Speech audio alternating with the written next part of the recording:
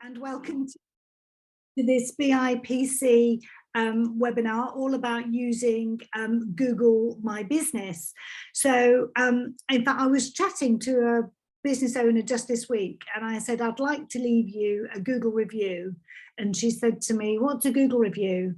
And I said, no, you have to have your Google My Business profile set up. It's free and it's the best way to help boost your business online because it tells Google that you're there and you're operating, and it sends all the right signals out. And if you've been to any of my webinars before, you'll know that I'm a big fan of free. And if Google is offering you something for free, then let's absolutely maximize what we can do to get our businesses out there. So can I just ask, either write in the chat or show of hands or something, just to let me know whether you already have a Google My Business profile. Yeah, Rob has. Yeah. Okay, cool. Yeah, I can see some thumbs up. That's great. Okay, excellent. Thank you. Yeah, Phil does too.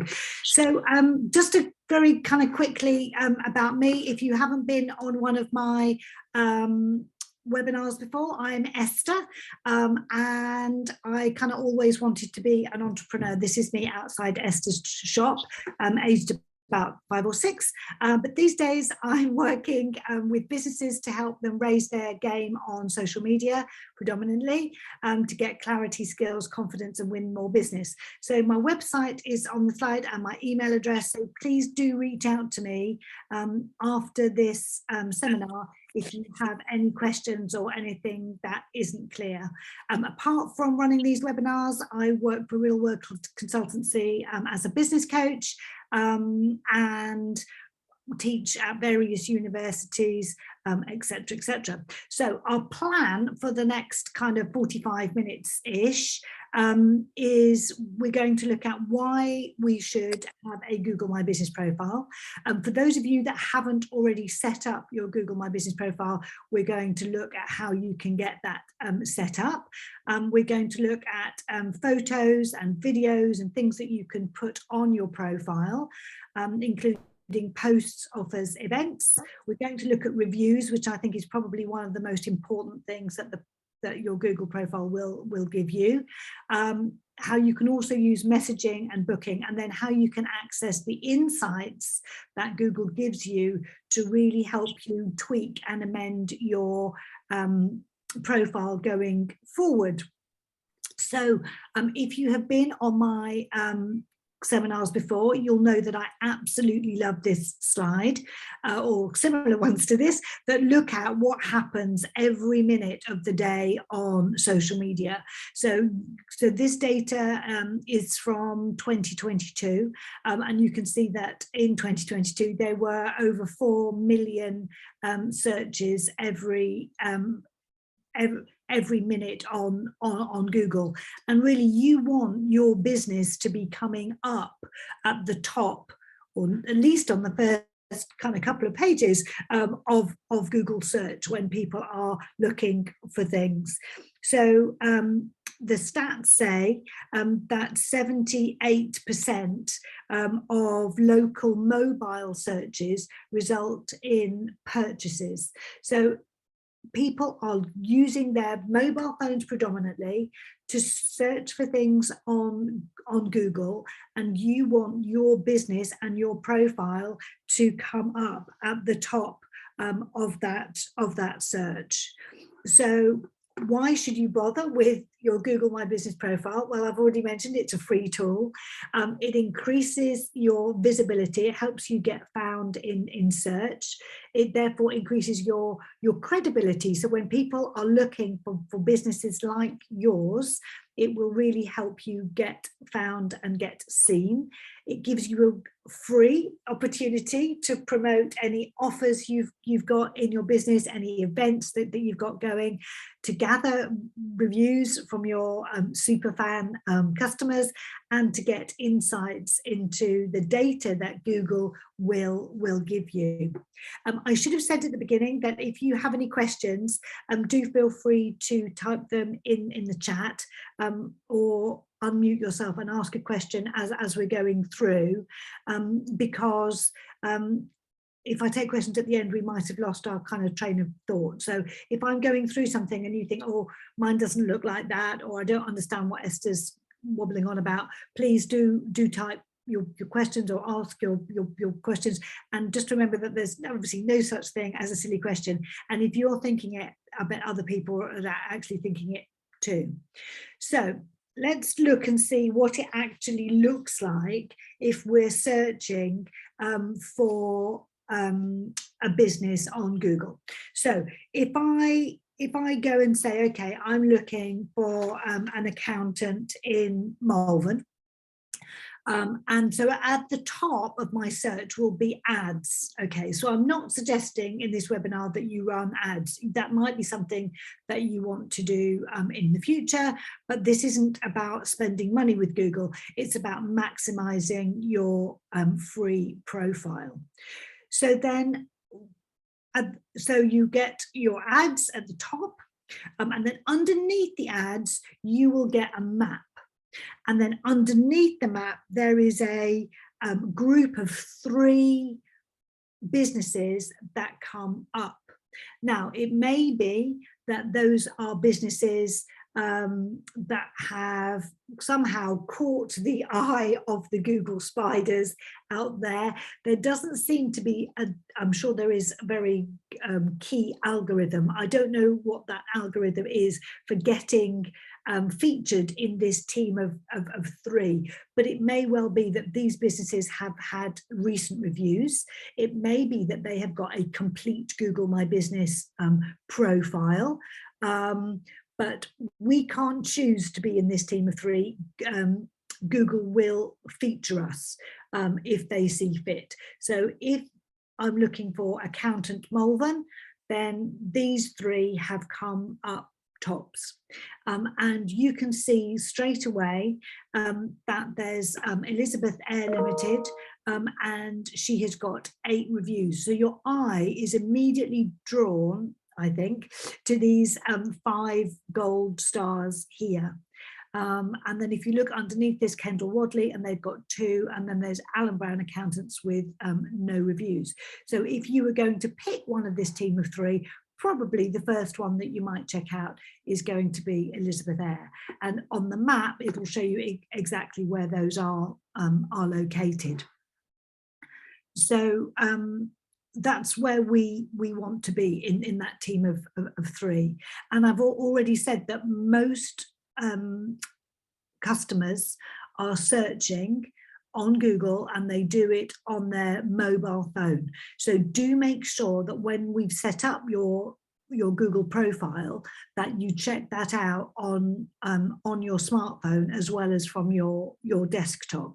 Most of the screenshots I'm going to show you this morning are from a desktop, but you do need to look at both.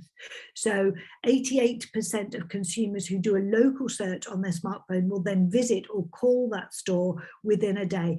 They are looking with intent to purchase, intent to research, intent to find out more.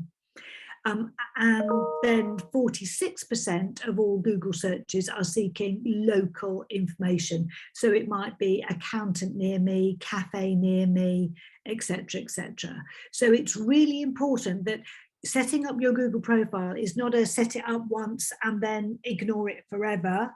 This is a setting it up once and then going back to check it. And we'll talk a bit later about how often you should post to your Google profile, but I would suggest that you're looking to post your Google profile probably once a week, but we can come on and talk about that. So if you haven't already got your profile set up, then you need to go to business.google.com/create. And as I've said, it's free. You can put in what your business does, where you're located, lots of different things. We'll look at some of that in a minute. One of the things that Google does, which I think is still very bizarre, but it still does it, is it will send you a little thingy through the post to confirm that the address that you put on Google as your business address is actually a real address where your business is located. So if, like me, you work from home, but you don't necessarily want your home address to be on the map, you can say that you work remotely, and that's fine. You don't have to have the front picture of your house on Google Maps spotted and popping up on your Google My Business listing, but they will send you, as I've said, this thing through the post that confirms that you are where you say you are, and it gives you an authorization code where you put the number into your Google account to get yourself set up and started. Okay, so we've set up our profile, we've got our authorization, and then we will go through all of the different steps. So when you log in, the back end of it may look something like this, and you'll have a home button. It will say posts, info, insights, reviews, message, etc. So I would go through each of those areas, and Google will tell you what information it wants you to put in all of those different sections, but I'm going to help you a bit along the way. So the first thing to look at is under the info. You will need to put in your business name, and bear in mind that this is all about search. So when you perhaps did some research to set up your website, you may have done some keyword search to find out what keywords, which key phrases people are putting into Google for which your business wants to come up as the answer to their question. So I've put in Online Media Works, which is my company name, but also I've put in social media training, because it may well be that people are looking for social media training without necessarily looking for my business name. So you might want to put both things there. And then underneath that, it gives you options to describe what it is your business does. Now, most people only pick one of these, but actually you can pick 10 of these different options. But do bear in mind that this is set up by Google, who is an American company. So you may need to look at American spellings, American ways of saying what it is that you do. So some of that terminology might be a bit different from what we would necessarily use in the UK. So you can see here that I have really tried to broaden out what it is I do in terms of social media training. So the things I've picked are training consultant, training school, marketing agency, training provider, marketing consultant, adult education centre, that's a bit of a push, educational consultant, internet marketing service, and business networking company. So you can really think about how you can broaden out and talk about the different things that you do, and make sure that you've got, you know, a good number of things in there, because that will really help you get found. And then you can see underneath it says no location, deliveries and home services only. So it's not putting me in with any particular address. So Margaret in the chat has said, how about if I just wanted to say based in North Worcester? No, so what I would say is that you've got no location and it's deliveries and home services only. And then you can say what your geographical radius is, and I can show you what mine looks like on a map in a minute. You can't just say I'm in North Worcestershire. You either have, excuse me, you either have to pick a particular place or an area on a map. But because you sell on Etsy, Margaret, you're actually able to sell kind of globally. So I would really broaden that out. Okay, so then, yes, I would go through all of these different tabs and make sure that I've gone in. Yes, so yes, absolutely, Phil. You can say that you work globally. That's not a problem at all. So according to Google, businesses with photos see 35% more clicks to their website and 42% higher requests for driving directions in Google Maps. Now, obviously, people are only going to be looking for driving directions if you've got a bricks and mortar building, but people want to see you, they want to see your business, they want to see what it is you do. People love behind the scenes. So if you do something and you've got, I don't know, pallets arriving in your business and they're being unloaded, people are like, oh my gosh, I wonder what's all in on those packages. I've been working with a B&B business, and one of their best videos is of them like folding linen, folding towels, putting it neatly into a cupboard. So yes, people love the whole kind of behind the scenes thing. So Margaret, who's an artist, it might be about, you know, washing your brushes out at the end of the day. You know, it's those silly things in our business that we really take for granted, that we think that nobody's going to be interested in, but actually they really are. Okay, so this is a bit small, so I apologize for that, but you will get the slides afterwards. So Google here is looking for 6 different types of business specific images that you can put on your Google My Business profile. So those of you who are photographers or who work with photographers, it's a really good idea to make sure that you've got these 6 different types of photos on your Google My Business profile. So first of all, exterior photos. Again, so this is just for people who've got a bricks and mortar business. You need to have at least 3 great exterior shots to help customers recognize and find your business. If you're not bricks and mortar, but you work from a particular place, maybe it's a studio, etc., then I would definitely have those kind of photos there on your Google My Business. Interior photos. So again, how do people know that they've arrived at the right place? What can they expect? So if you're like a salon or a kind of beautician, what does the reception area look like? You know, where would they park compared with where your entrance is? I think it was the Burger Shop in Worcester, who are based underneath the arches, did a really good video of how you could, like a speeded up video of how you could find their location walking from Foregate Street Station. So think about how people are actually going to find your business. And then product photos. So that obviously will be things that your business produces, but if you're a service-based business and maybe you run workshops or you do one-to-ones, then add in those kind of photos of you doing what it is that you do, to really kind of showcase all of the different types of events that you run or services that you offer. Photos of you at work. So this is, again, it's about the kind of what goes on and behind the scenes.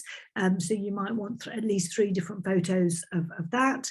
If you're in any kind of cafe or restaurant, you might want food and drink photos, again, just to really show people what they can expect when they come into your business. And then team photos. So it might just be you in your business, but if you've got a team of people that work alongside you, then make sure that everybody is featured there in terms of those business specific images that you're going to be uploading to your Google My Business profile. So you can have a cover banner at the top, which in terms of size, I don't know whether this is on my next slide, let me just have a quick look. Yeah, so the cover banner at the top is 1080 by 608 pixels. So if you have been on my Canva workshop, you'll know that in Canva you can create a custom size picture.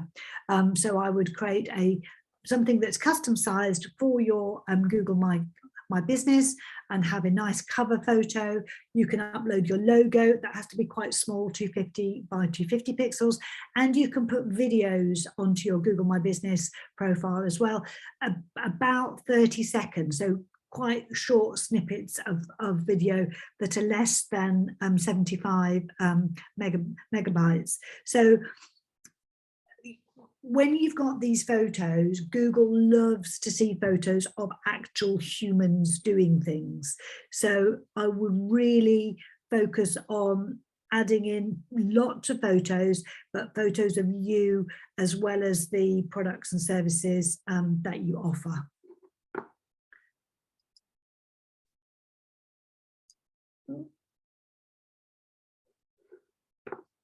My slides have got stuck, excuse me. Okay. So when we're looking at posts that we can add to Google My Business, there are lots of different posts that you can add. So you can add offers. So for example, if you've got a special offer on for the bank holiday weekend, for the coronation weekend, for something special, you can add those as offers onto your Google My Business. If you've got an update, that's generally just what you would put as a post out generally onto social media. So for example, I would really recommend that you post at least once a week to your Google My Business profile, because you're sending out signals to Google that your business is up and running and it's active.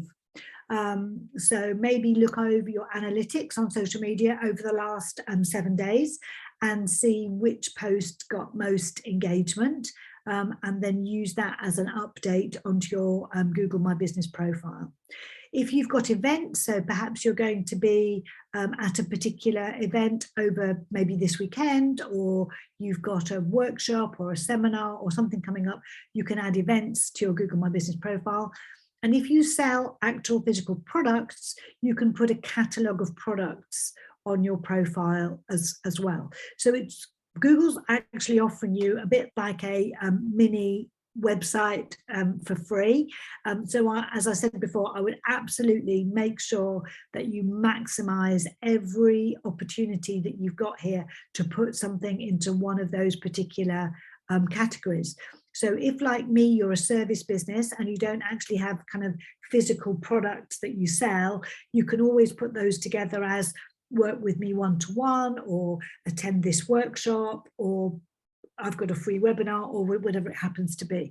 But make sure that you keep your Google My Business up to date and it becomes part of your weekly routine to be adding posts and just checking that everything is always up to date. So for example, if this weekend your hours are different because it's Bank Holiday Monday, then go into Google and make sure that you've updated your hours, because there's nothing more frustrating than thinking, oh, we'll just pop and go and see so-and-so, and then you realize actually, although on Google it says you're open, you're not, because it's holiday hours.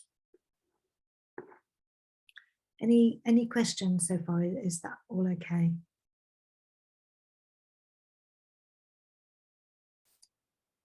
Cool.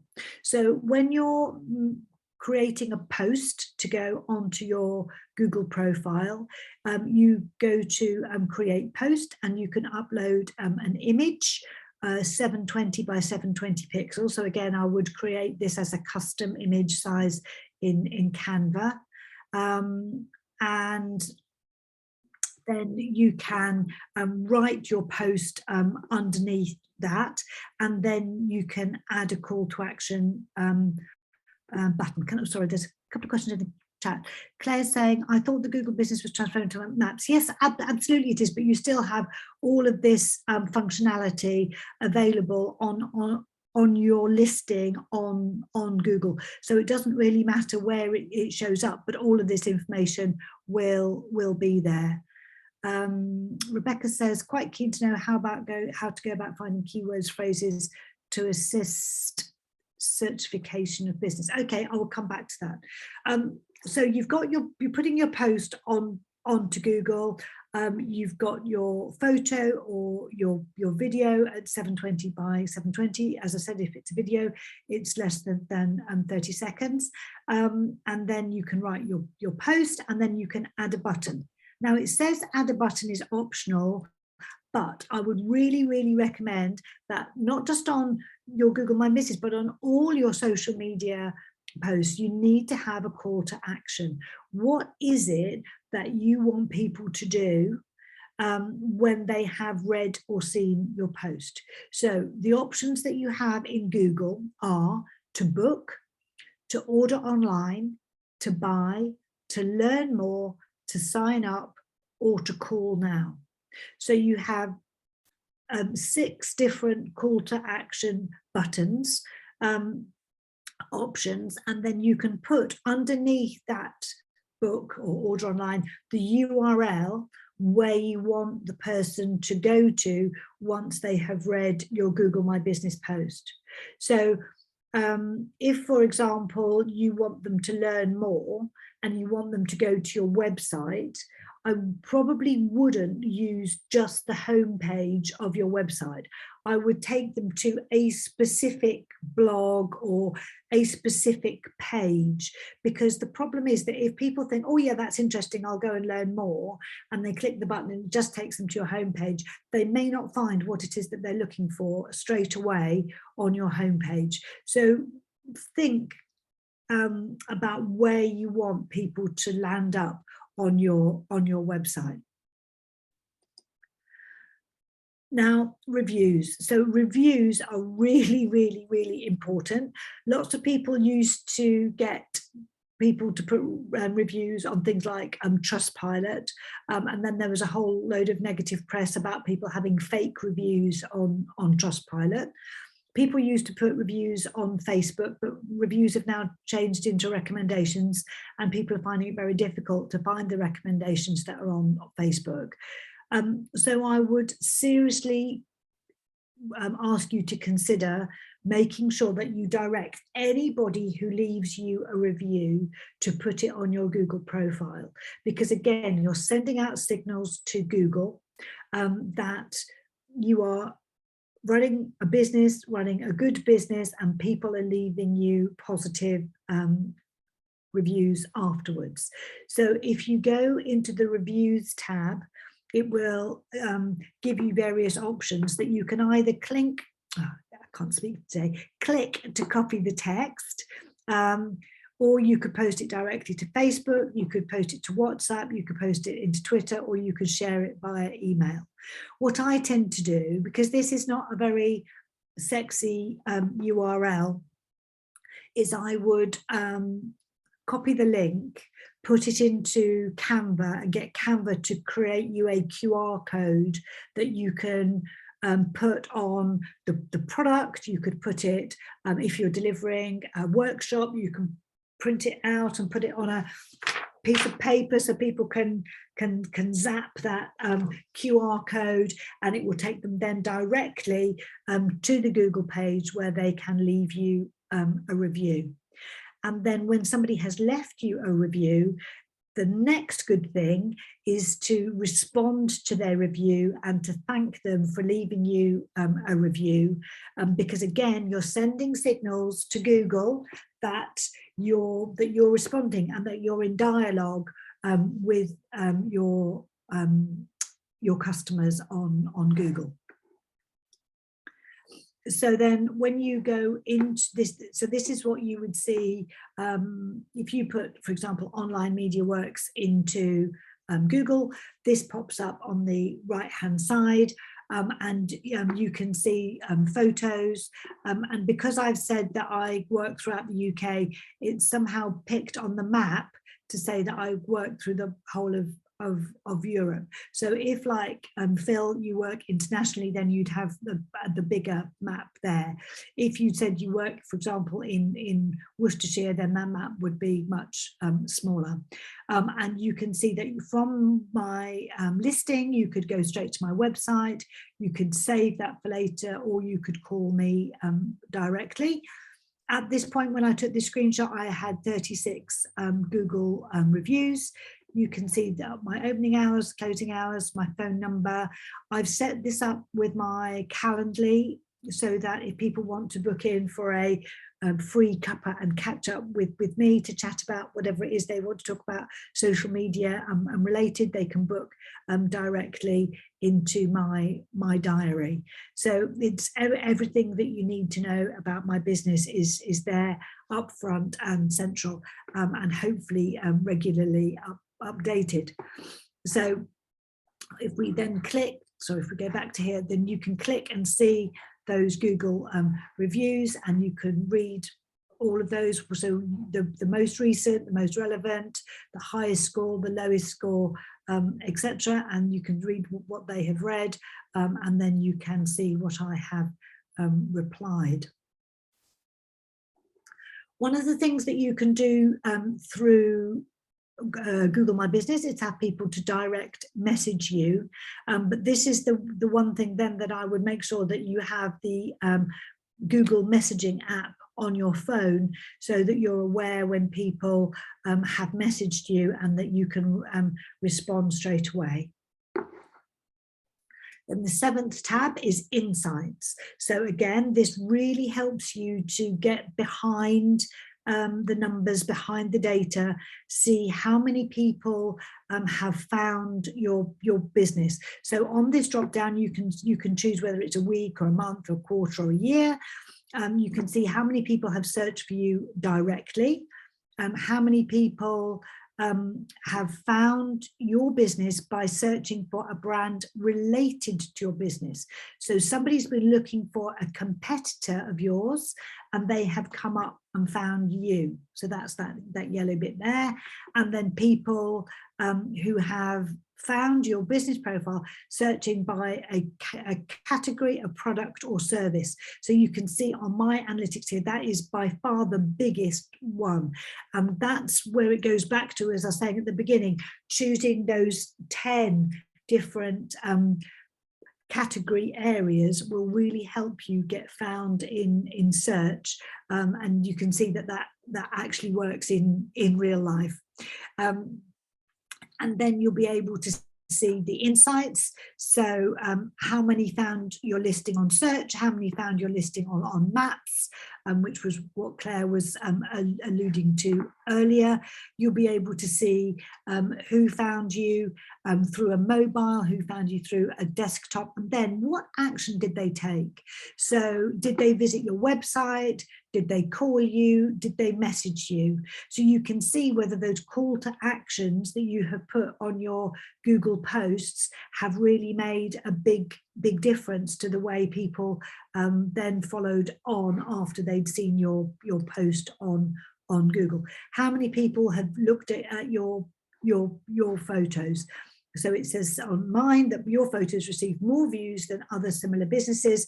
Post more to stay ahead. So you get some handy tips coming from your Google My Business. Has everybody looked at their Google Insights? Tell me what you think about the data that Google gives you. Do feel free to either type in the chat or unmute yourself.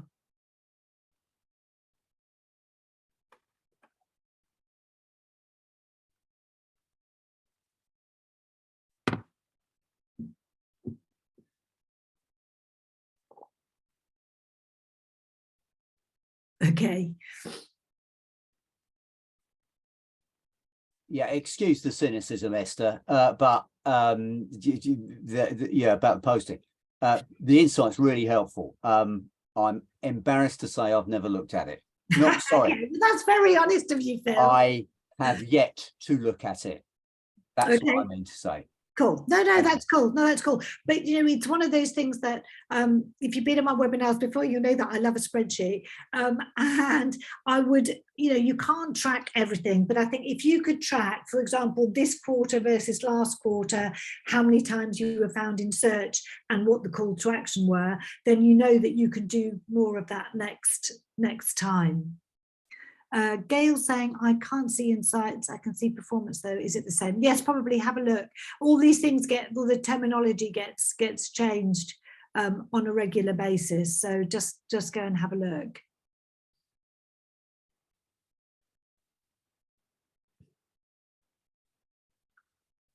Has anybody got any questions about actually setting up their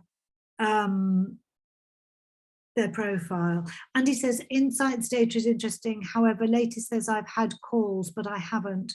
I'll be following up. This is a regular issue. Yeah, okay. And make sure that the number that appears on your profile is exactly the right number that you want people to call.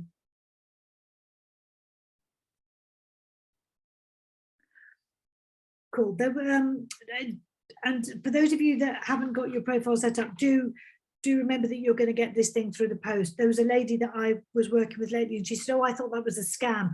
So I didn't really want to go ahead with it. So I can assure you that if Google offer to send you the authorization code through the post, then that is a real thing, which I'm still quite kind of amazed at, really. So we've had a good look at why we would set up our Google profile. We've had a look at the different tabs and how you would get set up. We've looked at the different types of photos and videos that you can put on your profile to add that kind of rounded kind of 3D-ness, so because people are looking for you and you don't necessarily want it to be kind of flat and boring. You want them to see who you are and have some of your kind of personality coming through on that profile. We've looked at you can create posts, you can create offers, you can create events, you can put your products and services on your Google profile, so you can have a really well-rounded offering. It's a very good way to kind of showcase what it is your business does and who you do it for, and then what your customers think about it in terms of them adding reviews and testimonials for you. Just one of the tips about the reviews and testimonials, if they're going to put the review on your Google profile, then because that information is then in the public domain, there's nothing to stop you then creating a really nice testimonial post in Canva or something similar, and just kind of either screenshotting the actual text or copying and pasting it and put it onto a social media post, so that you can reuse that content. Again, you'll know that I'm a big fan of upcycling, recycling, reusing content that you've already created.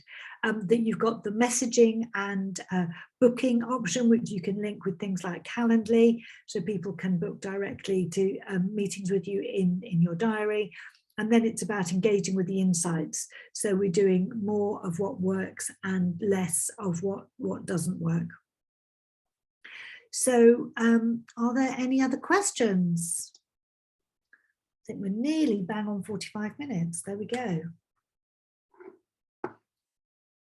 Oh, somebody asked about how you would do your keyword research. And there are lots of different ways of doing that. So one of the ways that you might want to do it is to go into an incognito window on Google and put in what you think your customer might be looking for and see what comes up. The reason I would use an incognito window is that obviously Google tracks all of your data, and if it's something that you're consistently searching for, then you'll get a same kind of result. So maybe use a different computer, or maybe use a different browser, or an incognito window, as I say, and see what search terms will come up. You could also ask a website called answerthepublic.com, where people will put in different kind of search terms and different and then gives you a whole long list of other things that people have searched for. I would also use the frequently asked questions that your customers ask you, and turn those questions that your customers are asking into the kind of search terms that they would put into Google, for which you want to be found as the answer. So how can you link Calendly? It was, I think, if I go back to the slide where we're looking at the setup, Phil, this one, it was, it's under here, you'll be able to add in a Calendly link on the info page. If you can't find it, just ping me a message and I'll happily help you. Rena says, will you be sharing the presentation slide in email? Yes, absolutely. I joined late, missed it. When are you offering it again? I'm not sure. There is a recording, Rena, so if you speak with Rob, he'll be able to let you know when that recording's going out and where it's going to. Yep, I've already responded to Rena about that. Yeah. Cool. Thank you. Any other questions? So tell me, what's the first thing you're going to do now? Because I know I'm like you, I come on like lots of different webinars and you come away thinking, oh yeah, I'm going to do that, I'm going to do that, I'm going to do that. It's a really good idea to just maybe pick 2 or 3 things, but then to ring fence some time into your diary to actually implement those changes and do those things that you said that you were going to do. So I'll be really keen for people to tell me what the first thing is that they're going to do. Gail's going to add more photos to their offer. Phil says, I've added a few photos. It's just a start. Good, thank you. Get it set up, Margaret. Okay. If anybody gets stuck, please do reach out to me. I'm really happy to help you with this because I just think it's so important. The other thing that I found quite a lot is that if a third-party business sets up your website for you, they often set up your Google My Business as part of their website service. They don't always seem to give people the login. So make sure that you can kind of log into it so that you can do all of this back-end stuff yourself. There's a question from Rebecca there.